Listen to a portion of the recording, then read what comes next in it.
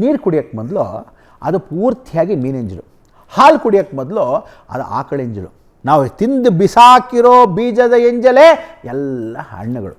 ಶುಚಿತ್ವವಾಗಿರ್ತಕ್ಕಂಥ ಶುಭೋದವಾಗಿರ್ತಕ್ಕಂಥದ್ದು ಯಾವುದೋ, ಆ ಶುಚಿತ್ವವಾಗಿರ್ತಕ್ಕಂಥದ್ದು ಯಾವುದು ಅಂದರೆ ಆತ್ಮದೇವಂ ಸಮರ್ಪಯಾಮಿ. ಆತ್ಮ ಪೂಜೆಯನ್ನು ಬಹಳ ಮುಖ್ಯ. ಅದಕ್ಕೆ ಮಾನಸಿಕ ಪೂಜೆ ಅಂತಿದ್ರು ಆ ಕಾಲದಲ್ಲಿ.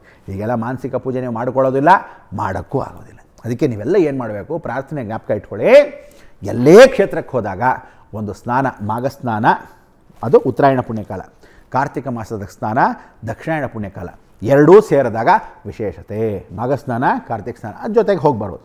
ನಂಬರ್ 1. ನಂಬರ್ 2, ವಿಷ್ಣು ಪೂಜೆಯನ್ನು ಸ್ಮರಣೆ ಮಾಡ್ಕೊಂಡು ನದಿ ತೀರದಲ್ಲಿ ವಿಷ್ಣು ಸ್ಮರಣೆಯನ್ನು ಮಾಡಿಕೊಂಡು ತುಳಸಿ ದಳ ಎಲ್ಲ ಪೂಜೆ ಪುನಸ್ಕಾರ ನದಿಗೆ ಹಾಕಿ ವಿಷ್ಣು ಸ್ಮರಣೆ ಮಾಡ್ಕೊಳ್ಳೋದು. ರುದ್ರ ಅಭಿಷೇಕ, ಒಂದು ಪುಟಾಣಿ ಲಿಂಗ ಮನೆಯಲ್ಲಿಂದ ಎತ್ಕೊಂಡು ಹೋಗ್ಬೋದು, ಮರಳ ಲಿಂಗ ಮಾಡ್ಕೋಬೋದು, ಒಂದು ಪುಟಾಣಿ ಮಣ್ಣಿನ ಲಿಂಗ ಇಟ್ಕೋಬೋದು. ರುದ್ರ ಅಭಿಷೇಕವನ್ನು ಮಾಡಬೇಕು.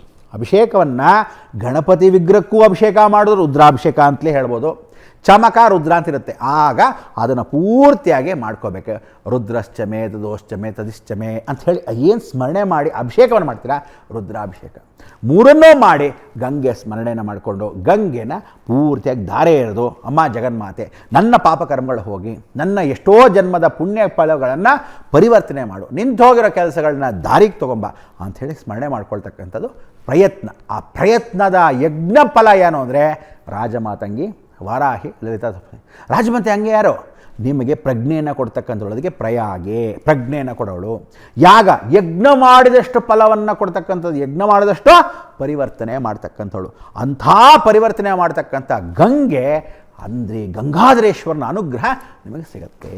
ಪ್ರಯತ್ನ ಮಾಡಿದ್ರೆ ಯಜ್ಞದ ಫಲವನ್ನು ಗಂಗಾಧರೇಶ್ವರ ಪರಿಸ್ತಾನೆ.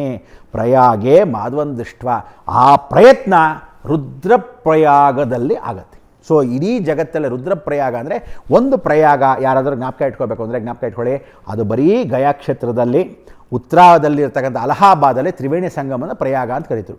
ಪ್ರಯಾಗ ರಾಜ ಅಂತ ಯಾಕೆ ಕರೀತಿದ್ರು ಅಂದರೆ ಅಂಥ ಒಂದು ಪ್ರಯಾಗಕ್ಕೆ ರಾಜನಾಗಿರ್ತಕ್ಕಂಥ ನದಿ ಗಂಗೆ, ಯಮುನಾ, ಸರಸ್ವತಿ ಈ ಸೇರಿರ್ತಕ್ಕಂಥ ಜಾಗ.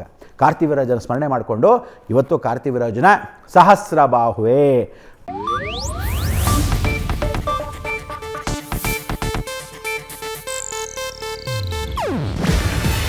ಇದು ಏಷ್ಯಾನೆಟ್ ನ್ಯೂಸ್ ನೆಟ್ವರ್ಕ್ ಪ್ರಸ್ತುತಿ. ನೀವು ನೋಡ್ತಿದ್ದೀರಾ ಏಷ್ಯಾನೆಟ್ ಸುವರ್ಣ ನ್ಯೂಸ್.